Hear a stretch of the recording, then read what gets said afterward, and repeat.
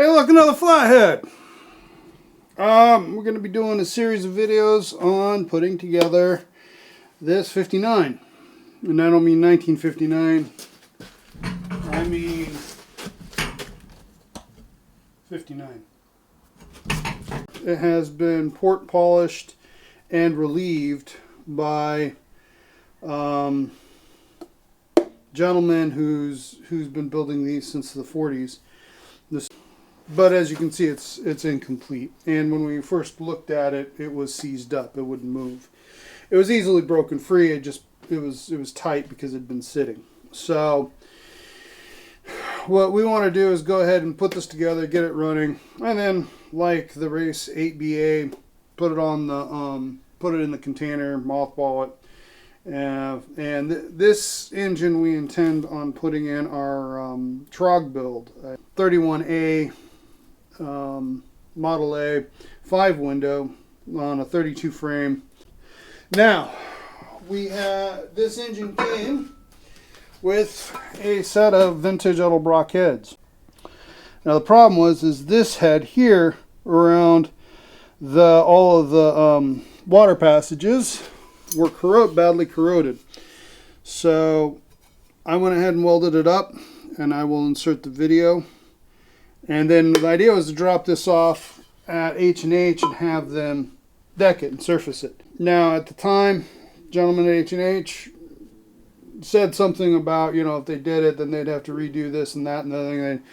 And it was a lot of work, and it'd just be cheaper just to go ahead and buy new heads. And true enough, it almost certainly is.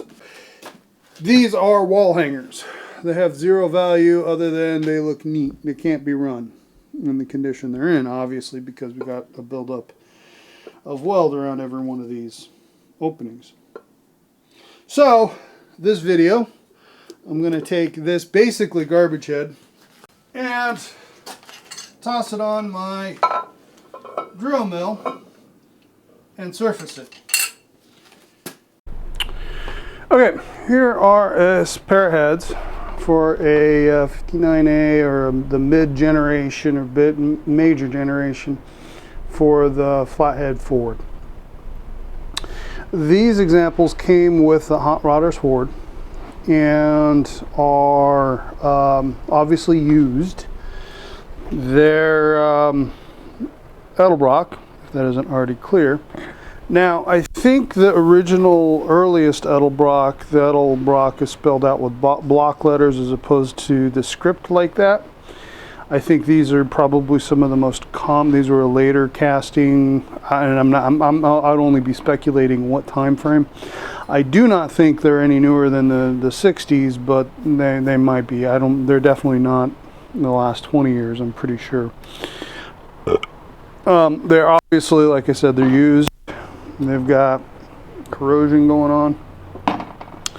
They've got some broken fins on them. On both of them. And apparently it's a common areas where they got damaged fins. Overall, they're not terribly valuable. We did attempt to sell them at Pomona, and only one person was interested in it, and quite honestly, I showed them, you know, being honest folk, pointed out how this one here is in good shape and should seal. Well, there's no guarantee. I'm looking at it a little closer. There's a few areas that might be a little dodgy on sealing. This one, however, I definitely don't think will seal. There's a lot of corrosion around some of these water holes. Now this one here has been cleaned up quite a bit, so maybe if this one's cleaned up, it'll be a little bit better.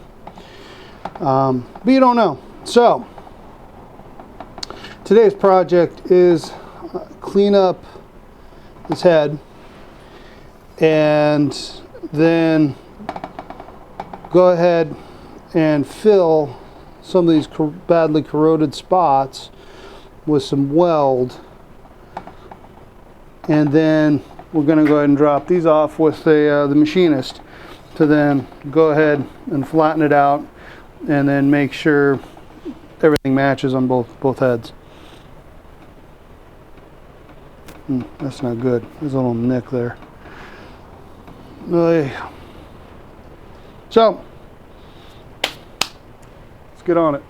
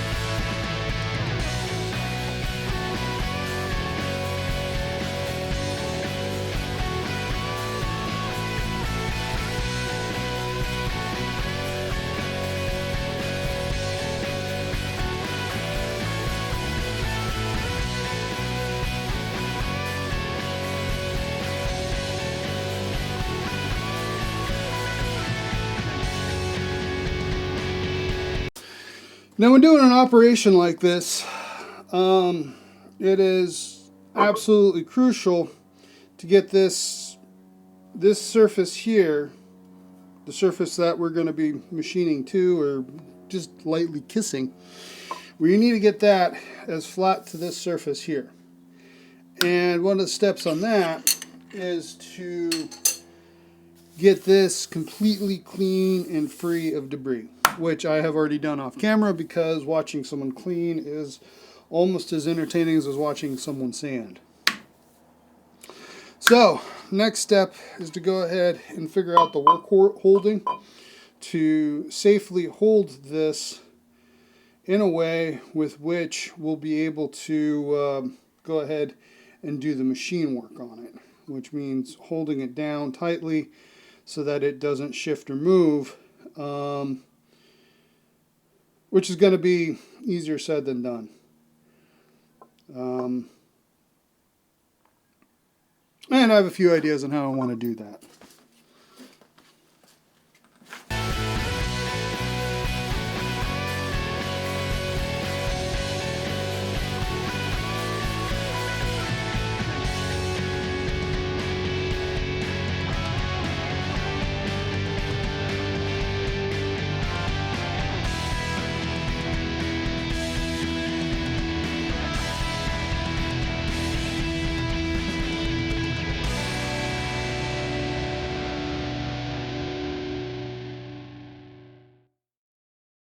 Okay, it's actually taken a few hours and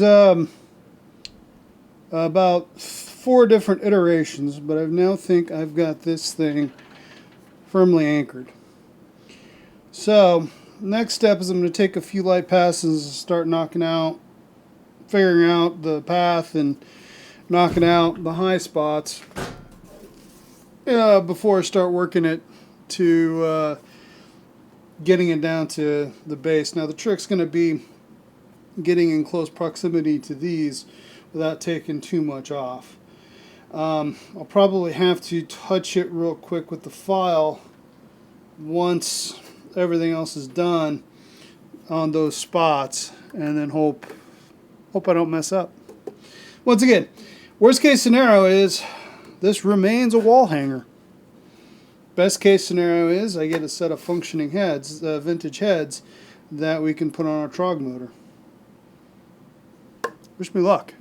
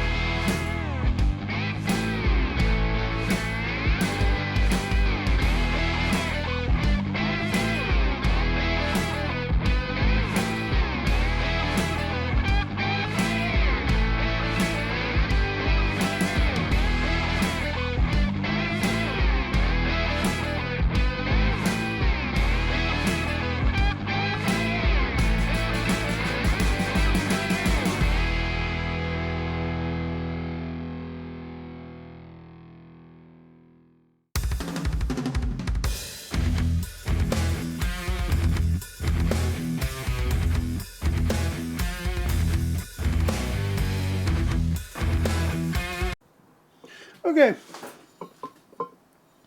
I've taken it off my fixture, and you can see all the machining marks. It's not kind of rough to the touch. Putting a straight edge on it, I'm pleased at how well it's turned out. A lot of material was taken off, especially on the ends here, so there's some question whether or not I'm going to have a problem. These are machined on and aren't much thicker, but they're still thicker. Because this is rough, I want to go ahead and clean this up. And I went ahead and put the Dykem on it, Machinist's Layout Blue. And then what I'm going to do is I'm going to put this on a belt sander I picked up, just some quick light passes, just to improve the roughness. Now the things we're looking for, so we want to see sealing around all the openings. Like we want to see bare aluminum around all of the water jacket openings and around every combustion chamber. If we have aluminum there, not because we gouged it out, but because we've evenly went across it, then the gasket should seal and we don't have a problem. Now if we have a low area around the water jacket openings, we can put a schmutz of RTV there, and that should take up the difference and it should be acceptable. But yeah, we're not done with it yet. So the next step, like I said, toss it on the belt sander real quick, and hopefully we still haven't ruined it.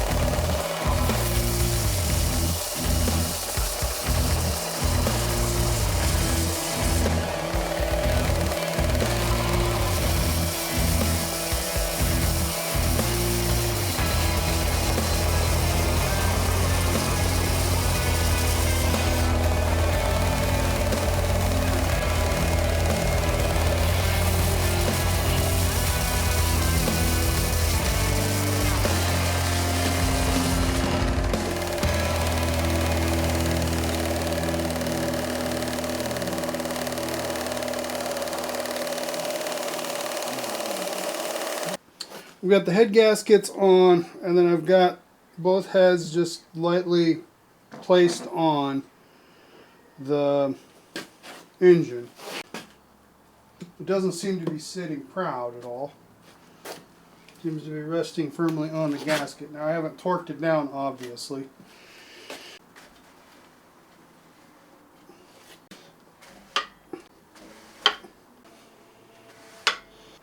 Okay. Turning it over, it ain't hitting the heads, so that's a good thing. The pistons, the valves do get really close to these spark plug holes.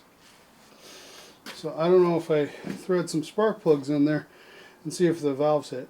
The pistons and the valves are not hitting the heads. However, looking down spark plug holes, valves look like they get really close, at least really close to where the spark plugs go. So I think what I'm going to do is go ahead and put some spark plugs in, and then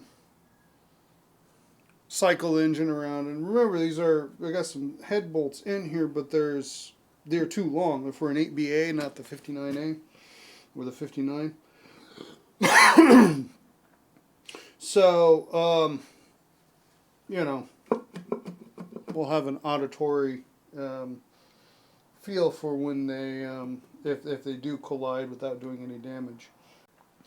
The other big thing we can or should do is put a little bit of clay in the different areas and then see how, then run it through and actually see what the gap is.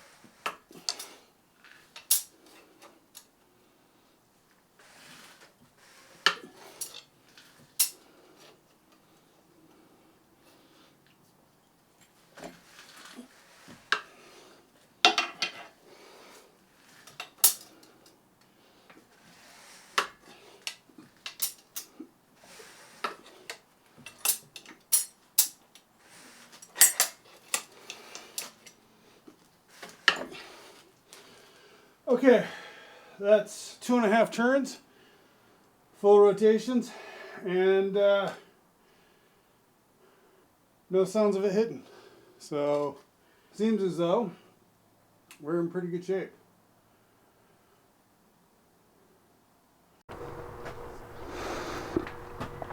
Okay, so we have run into a problem. We did all of this work on actually the other head to make it work. And then getting ready to bolt these on really took some time to clean them up and make them pretty. Only for,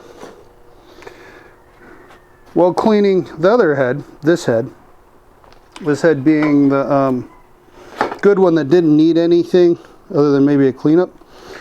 No machine work required. Give you a second to see if you can see it. If not,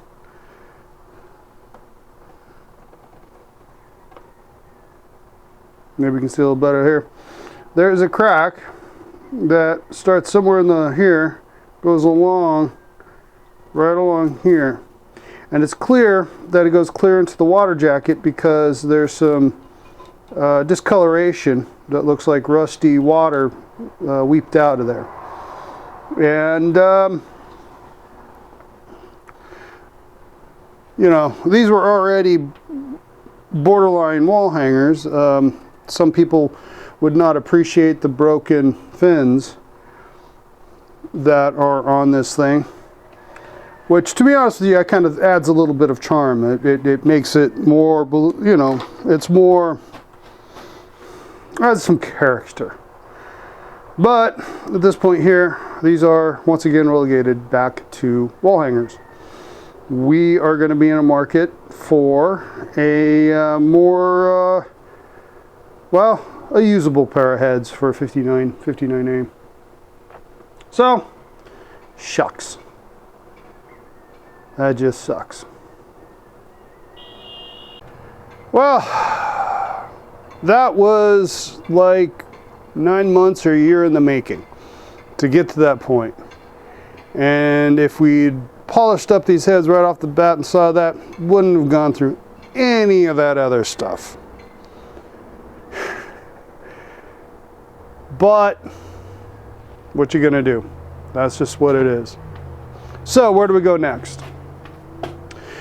Coming up here in about 5-6 days is a early Ford V8 Club swap meet at a Elks Lodge, and we're going to go picking. So you get a picking video. Those seem to be fairly popular. And we will be looking at for a another set of heads for this engine, along with a timing cover, a distributor. We also want to find some magnetos for both this one as well as a 8BA if we can find them. Might not be able to, is what it is. Either way, we're gonna press on, of course. We're not gonna give up. That's just a minor setback. And all along, as I'm discussing this project, these heads were basically scrapped to begin with. So the only thing we are out is a bit of welding wire and a bunch of time. Oh well. And even if that crack wasn't there, there existed enough doubt in my mind that these heads would work. They would flow well enough. The side that we did all the machine work on would flow properly and work properly. That was kind of, sort of, some of the hand waving that H&H did when I first presented them with the welded up heads and asked them if they'd be willing to machine it. I think they kind of, that was kind of their argument against them doing it, was that some machine work would need to be done in the pockets to open them up again so you can get good flow. Now, just sitting on there, the heads don't, the valves and the pistons do not impact on the heads, though who knows once it's cranked down, tightened down, whether that would still be the case. We might crush 10 thousandths and suddenly have interference. But we're not going to know that, because with, you know, I mean, granted, both either sides match, even now, because of the machine work on the one side. They're both decorations now. One can argue that they're scrap, but I mean, it's doubtful. I'm not going to do that. They're actually pretty looking units. I'm more inclined to go ahead and literally hang them on the wall as a decoration. Maybe I'll do it in my office. Maybe I'll hang them up in the shop somewhere so that I have a reminder to look more closely. Anyway, if you enjoyed this video and want to keep seeing them, please hit the like button, and if you haven't done so already, subscribe. They both help us out a lot, and until next time, have a head-tastic day.